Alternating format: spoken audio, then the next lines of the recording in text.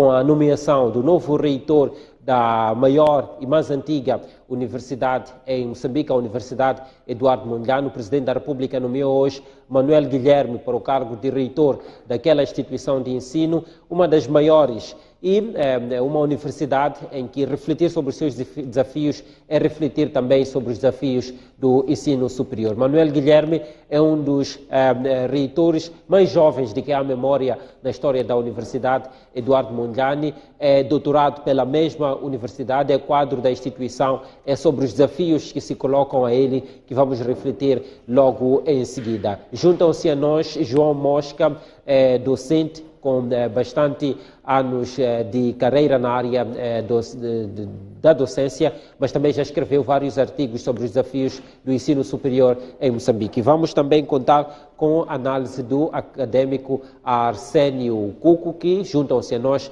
a partir das plataformas digitais. Começo mesmo por Arsénio Cuco. Bem-vindo ao Noite Informativa. Nova liderança à frente da maior instituição de ensino superior no país. Um primeiro olhar ao modelo de nomeação ou eleição dos reitores. São 3 nomes que saíram eleitas a nível interno na universidade. O presidente acabou nomeando o segundo na lista, ou o segundo mais votado. Que comentários à volta desse aspecto, que tem gerado bastante debate em torno do modelo que tem estado a ser usado?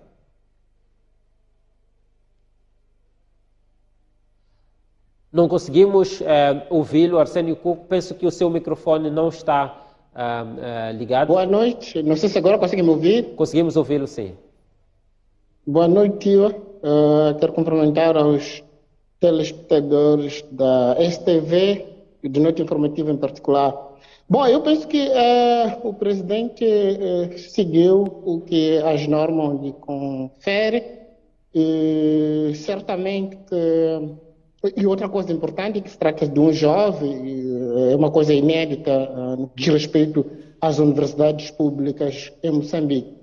Mas quando nós queremos pôr em causa essa nomeação, tendo em conta o fato de o presidente ter escolhido a segunda pessoa da lista dos candidatos para esse cargo, eu acho que isso é um pouco discutível, porque temos que ter em conta que esta forma de eleição de reitor não apareceu no governo do presidente Nunes.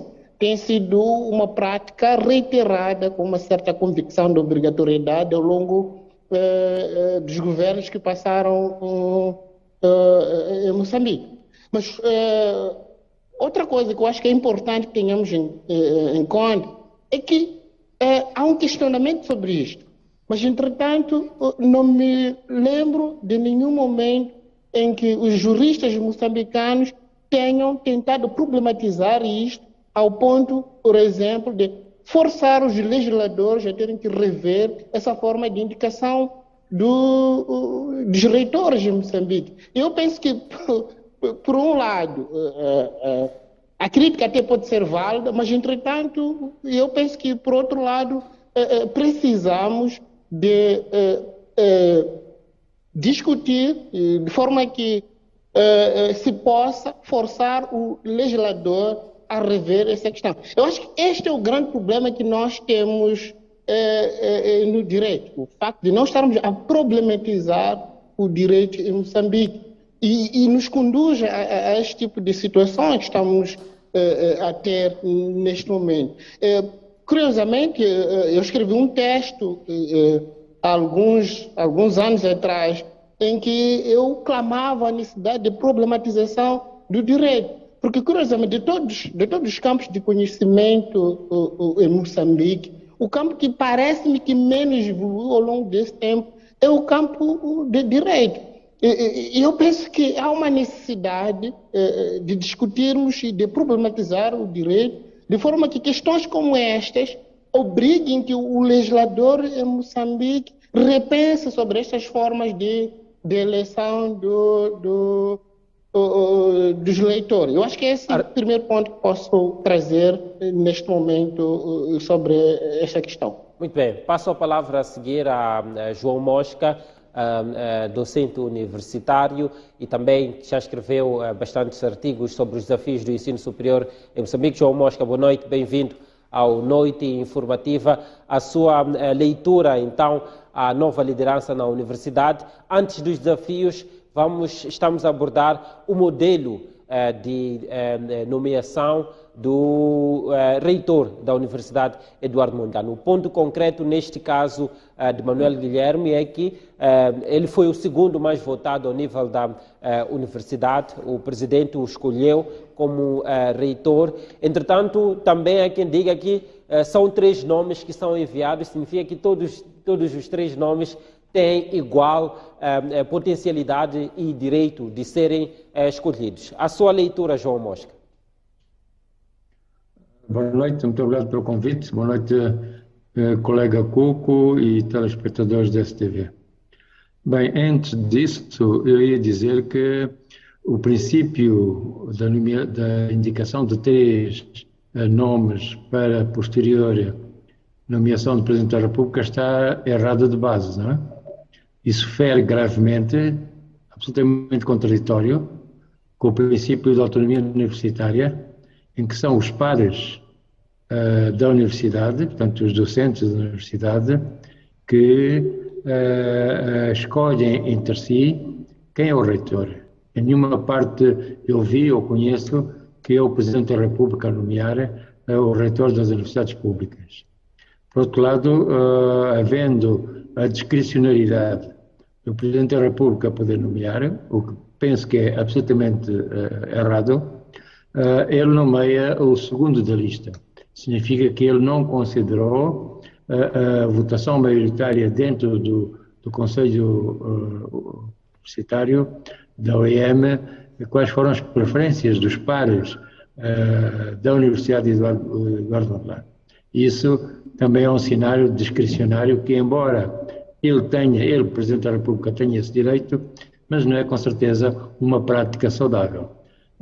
Houve outras práticas anteriormente, como por exemplo a nomeação do Padre Couto, que nem sequer estava nas listas dos 3 indicados pelo Conselho Universitário da OIM e foi eleito por Armando Guebuza, independentemente da opinião dos 3 nomes que foram para a nomeação. Por outro lado, um reitor de uma universidade pública, como a OIM, deve ser uma pessoa com prestígio, com nome, com grande carreira académica, com relações internacionais fortes, o que parece não acontecer com este novo reitor. Penso que é relativamente jovem, embora o apresentador tenha dito que ele é doutorado, tem informações que me dizem o contrário. Se for doutorado, ok, é um menos mal, mas se não for doutorado, é uma situação absolutamente grave. Porque estando ele, a informação que tenho, e ressalvo que retiro a afirmação, caso não seja certa. Caso ele seja um doutorando da OIM, na Faculdade de Direito, ser simultaneamente reitor da OIM, não tem qualquer sentido. Mas quero acreditar que ele é um doutorado da OIM. Os dados que existem, João Mosca, dizia que os dados que existem demonstram que é doutorado pela Universidade Eduardo Mondlane na Faculdade de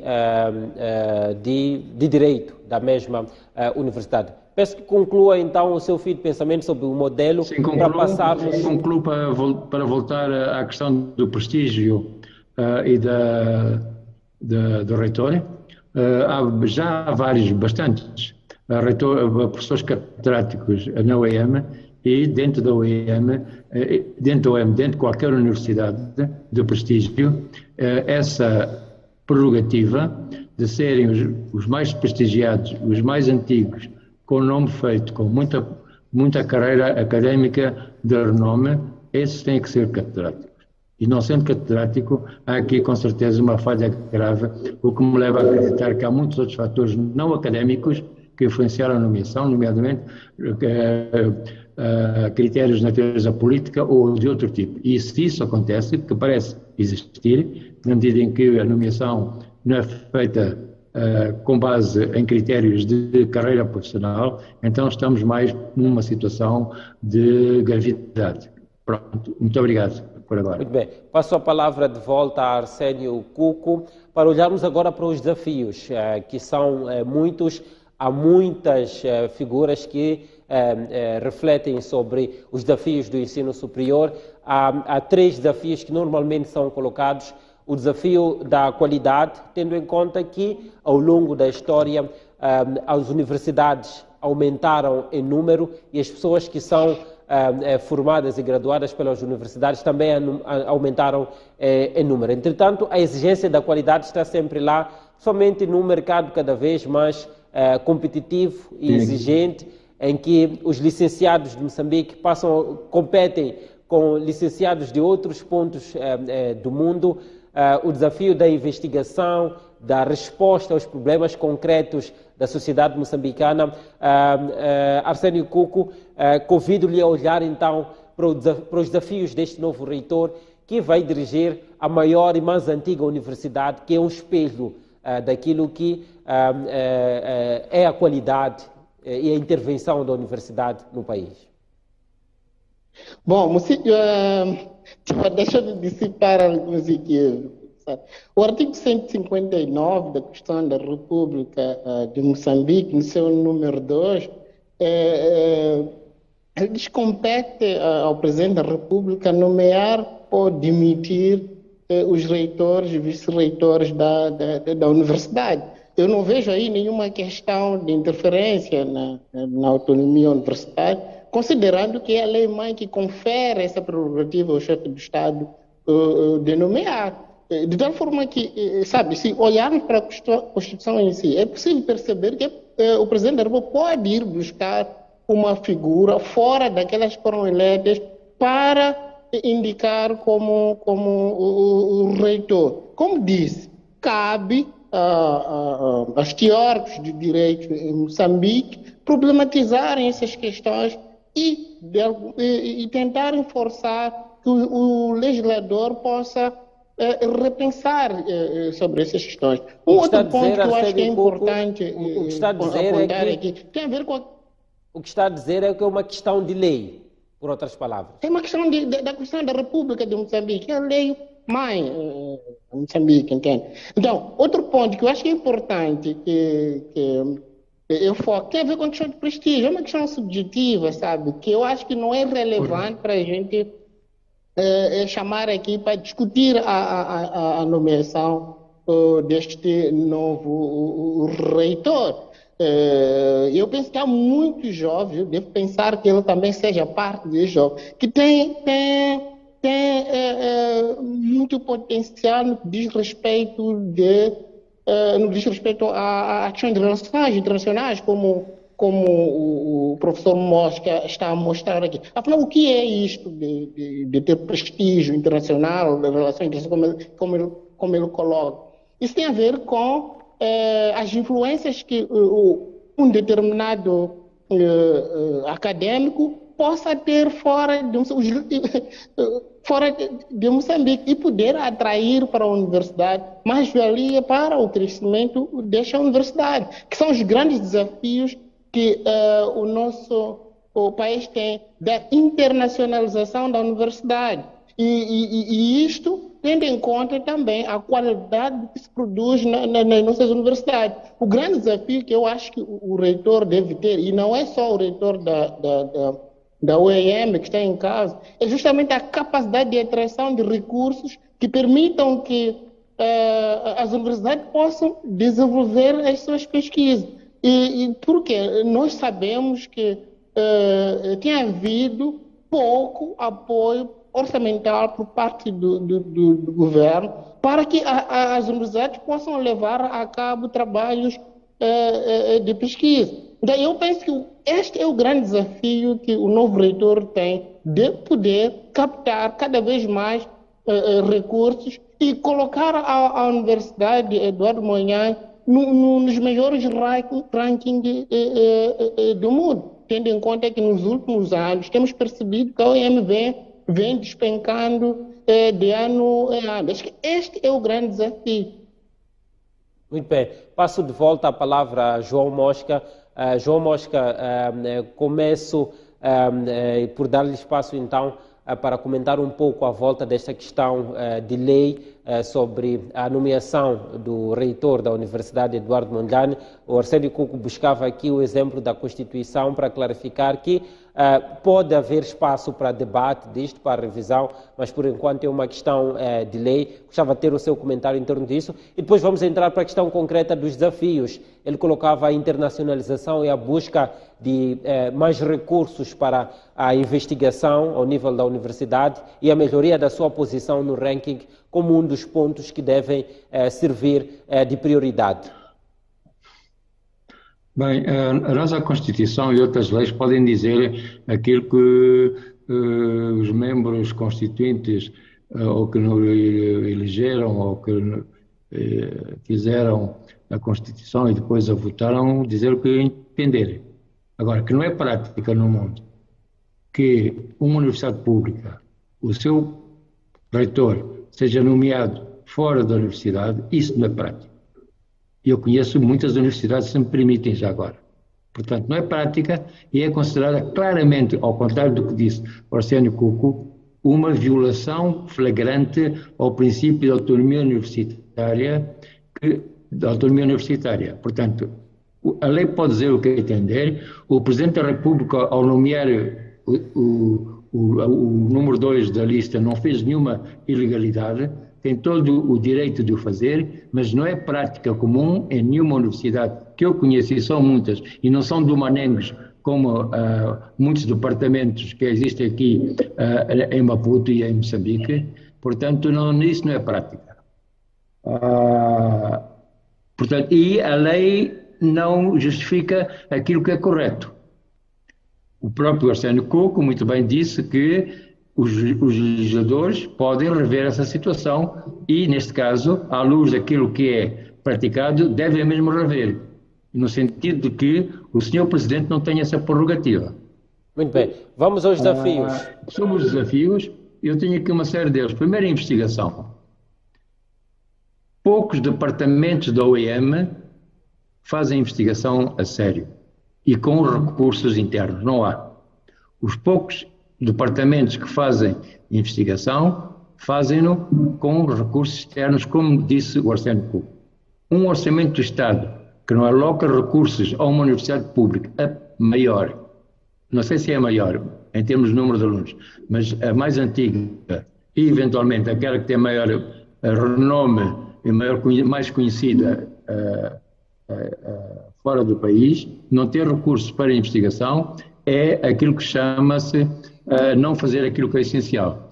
Conclusão disto, as nossas universidades, incluindo a grande parte dos departamentos e faculdades de agronomia da OIM, o que fazem é reproduzir conhecimento livreiro de autores de fora de Moçambique, sem qualquer ajustamento e adaptação ao local, que seria feito através da investigação. Portanto, eu tenho aqui uma frase que é um pouco chocante, quer dizer, vou dizer que a universidade em Moçambique não são mais que empresas que prestam um serviço de educação contrafeito, porque não tem qualquer valor adicional interno e geralmente de má qualidade ou muito má qualidade. João, mas olhando para a universidade, vê-se perfeitamente como é que se mete. Olhando para a Universidade Eduardo Mondlane particularmente, está cada vez mais a descer no seu ranking africano. Quando vem falar de ranking mundial, por favor, já o antigo presidente, o antigo reitor, o Guilherme, falava disso, mas ele acho que não sabia muito bem o que é que estava a dizer, não é? Não tinha ideia. Portanto, eu desconto essas frases um pouco vazias, sem qualquer sentido e conhecimento daquilo que está a dizer. Perguntava, está a defender a formação dos seus próprios docentes. Perguntava, não há plano de João formação Mosca, não sei se me consegue ouvir. Não sei se me consegue ouvir. Da Universidade Eduardo Mondlane. O Fundo Nacional de Bolsas é alocado de forma completamente sem qualquer critério. Está fortemente politizado. não reconhece nem valoriza o mérito dos jovens docentes da UEM e de outras instituições de ensino, preferencialmente público, porque são fundos públicos, não faz isso. Além de serem fundos muito pequenos, os critérios de atribuição desses recursos são muito questionáveis e eu conheço muitos casos desse tipo. Portanto, não há formação nem na UEM, nem nas universidades, e pior ainda nas universidades privadas. Outro elemento importante é a questão da admissão de docentes, de estudantes. Nós às vezes vimos aí pautas, e não é só nas redes sociais, pautas de estudantes que ingressam na universidade com notas péssimas, muito abaixo de 10 valores, na escala 0 a 20, e alguns vêm justificar que a escala é 0 a 5. Em nenhuma universidade em Moçambique, em nenhum ensino em Moçambique, existe a escala de 0 a 5. Portanto, é falso, é uma forma de aldrabice. Portanto, a admissão dos alunos deve ser criteriosa, mas temos mais estudantes universitários em Moçambique do que estudantes do ensino médio. Significa que a estrutura da pirâmide profissional está completamente invertida. O ensino técnico não é dada a preferência e a prioridade que se dá ao ensino técnico é muito inferior ao ensino privado, ao ensino superior. Muito bem, João Mosca, vamos garantir aqui alguma dinâmica à nossa conversa. No ensino João Mosca, existem 50 e tal universidades. Eu não sei se consegue ouvir. O ensino superior ouvir. tem 50 e tal. Eu não sei se consegue ouvir. Não sei se consegue ouvir. Eu dizia que vamos dar aqui alguma dinâmica à conversa. Antes de fechar a lista dos desafios, permita-me voltar ao professor Arsénio Cuco, que é para garantirmos aqui alguma dinâmica e também ouvirmos uma outra opinião. Vou voltar agora a devolver a palavra ao professor Arsénio Cuco para olhar também para outros desafios e comentar em torno de alguns desafios colocados aqui por João Mosca. Professor Cuco, vou começar por este último aspecto que João Mosca faz referência sobre a admissão à Universidade Eduardo Mondlane, sobre a pirâmide do ensino em Moçambique, a questão do ensino universitário e o ensino técnico médio, o seu comentário em torno desses dois aspectos e também outros desafios que então vão-se acrescer à lista que o novo reitor vai ter que pegar para começar a trabalhar. Tio, eu quando comecei aqui a minha intervenção, eu dizia que não estava contra os que questionam a forma como o Presidente da República nomeia os reitores. Mas sabe, está na lei.